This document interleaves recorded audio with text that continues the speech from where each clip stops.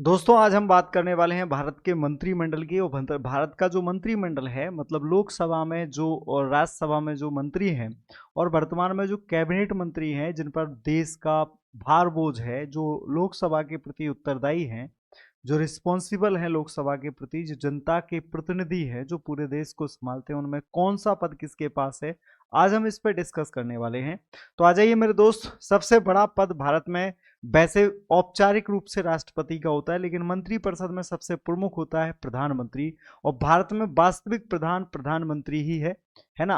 अगर देखा जाए तो औपचारिक प्रधान है राष्ट्रपति, लेकिन 42वें संविधान संशोधन द्वारा कहा गया था कि हमारे देश का जो वास्तविक प्रधान होगा वो कौन होगा, तो प्रधानमंत्री होगा, क्योंकि इसके सलाह से ही सारे काम होते हैं। तो जब हम यहाँ पर बात करेंगे कि इनके पास कौन कौन से मंत्रालय हैं वर्तमान में, तो परमाणु ऊर्जा विभाग इन्हीं के अंदर है, अंतरिक्ष विभाग इन्हीं के अंतर्गत है, कार्मिक लोक शिकायत व पेंशन विभाग इन्हीं के अंतर्गत है, राष्ट्रीय आपदा प्रबंधन इन्हीं के अंतर्गत है, नीति आयोग इन्हीं के आधार पर काम करता है। तो ये सब मंत्रालय, जो मंत्रालय किसी मंत्री के पास नहीं होंगे, वो सारे के सारे प्रधानमंत्री के अंडर में आते हैं।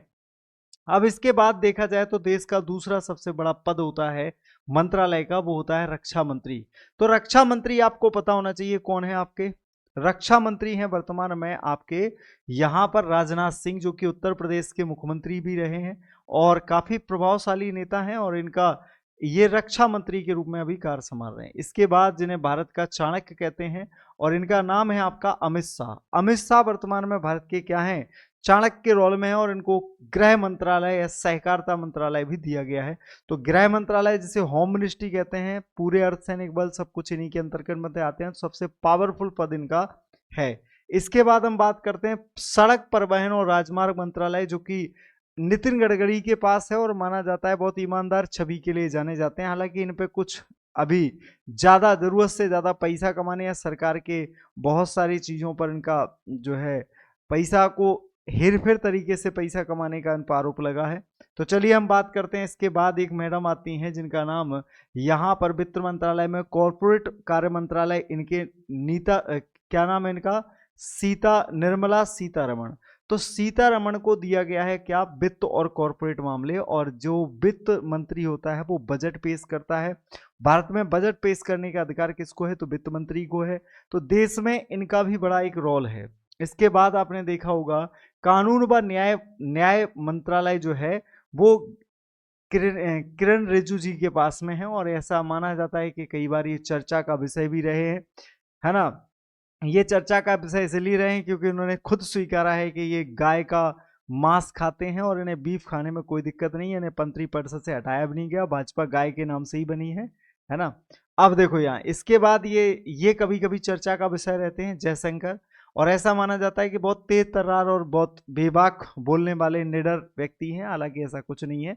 तो आपने देखा इन्हें विदेश मंत्रालय इनको सौंपा गया है। धर्मेंद्र प्रधान, जिनका दूर दूर तक शिक्षा से कोई वास्ता नहीं है, ये शिक्षा मंत्री हैं। कौशल विकास उद्यमता मंत्रालय और शिक्षा मंत्रालय जो देश की बुनियाद है, इनको दिया गया है। आज तक पता नहीं ये कर क्या रहे हैं। तो शिक्षा मंत्री पर कभी शिक्षा पर बयान नहीं आता, स्वास्थ्य मंत्री का कभी स्वास्थ्य पे बयान नहीं आता, रक्षा मंत्री का कभी रक्षा मंत्रालय से नहीं आता। बस केवल एक ही लगते हैं बस के देश में मोदी हैं, और मोदी की तारीफ करने और उनको कहाँ क्या करना है इसको बताने के लिए यो क्यों कौन है आपके शाह साहब हैं, है ना। अर्जुन मुंडा ये जनजातीय कार्यालय मंत्री हैं। अश्विनी वैष्णव रेल मंत्रालय इनके अधीन है वर्तमान में। संचार इलेक्ट्रॉनिकी सूचना प्रौद्योगिकी रेल मंत्रालय इनके अधीन है। इसके बाद आपने देखा होगा जल शक्ति मंत्रालय गजेंद्र सिंह शेखावत के पास में है। नागरिक उड्डयन मंत्रालय एक हमारे देश के एक बड़े यशस्वी नेता हैं ज्योतिराज सिंधिया जी। तो सिंधिया जी के पास में ये आपका है ना। हालांकि ये ना तो गरीबों के नेता है, ना ये पछड़ों के नेता है, ना आदिवासियों के नेता, बस नेता हैं, ठीक है। अब देखो इसके बाद आते हैं आपके कौन से, इसके बाद हरदीप सिंह पुरी जो आवास शहरी कार्य मंत्रालय पेट्रोलियम मंत्रालय इन्हीं के अधीन है ना। और श्रम रोजगार मंत्रालय भूपेंद्र यादव के पास में है। पर्यटन मंत्रालय जी किशन रेड्डी के नाम है। खेल मंत्रालय अनुराग सिंह ठाकुर जो कि जहर उगलते हैं हमेशा, इनके पास में है। स्वास्थ्य परिवार कल्याण जेपी नड्डा, है ना, जगत प्रकाश नड्डा। कृषि किसान मंत्रालय जो कि आपको पता था कि मध्य प्रदेश के मुख्यमंत्री रहे 3 बार, शिवराज सिंह चौहान को यहाँ पर कृषि मंत्री बना के भेजा। हालांकि जब से कृषि मंत्री बना के भेजा है 1-2 बार खेतों में दिखे हैं वे, है ना, कुछ नौटंकी टाइप की करते, बाकी किसानों के लिए कुछ नहीं किया इन्होंने, है ना। अब देखो इसके बाद आते हैं तो यहां पर आप देखते हैं कि विदेश मंत्रालय के, है ना, सुब्रमण्यम जयशंकर क्या है, विदेश मंत्री। तो ऐसे करके यहाँ पर बहुत सारे मंत्रालयों के जो है व्यक्तियों के मैंने आपको पद बताए, किसका क्या काम है। तो ऐसी तरीके की और जानकारी जुड़ने के लिए आप जुड़े रहिए शत्रु सर क्लासेस से। बेहतरीन से कंसेप्ट को यहाँ पर मैं सिखाता रहूंगा। देखो मंत्री 3 प्रकार के होते हैं, कैबिनेट मंत्री, एक राज्य मंत्री, एक उप मंत्री। सबसे बड़े मंत्रियों को हम क्या कहते हैं, तो कैबिनेट मंत्री कहते हैं। जय हिंद दोस्तों, ऐसी तरीके से पढ़ते रहिए शानदार तरीके से। जय हिंद दोस्तों।